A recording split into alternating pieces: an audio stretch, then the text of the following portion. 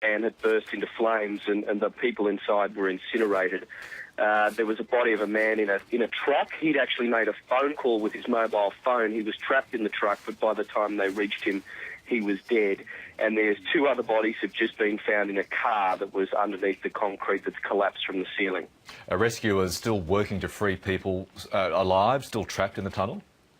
We're not sure about that. There's a bit of confusion about whether all the bodies have been brought out now or whether there could still be some people trapped under the concrete. These slabs of concrete that have fallen from the ceiling are quite large and are well and truly big enough to cover a car, and there's a 50-metre section of the ceiling that's fallen, so it's unclear whether there's any more bodies. But I do believe that the rescue teams believe they've got most of the bodies out, if not all of them.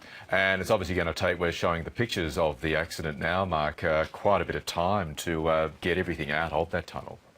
That's right. It's quite a long tunnel, even by Japanese standards. It's nearly 5 kilometres long. There's been a problem, obviously, with fire in there. There's many of these ceiling panels that are 8 centimetres to 20 centimetres thick that have got to be shifted out of there, and there is the fear that there could be a secondary collapse. They still don't really know what caused this collapse, so because they don't know that, they don't know whether there could be another collapse. So that is an issue for rescue teams. Is it too early? I mean, are there questions being asked about the building of this tunnel and possible structural weaknesses?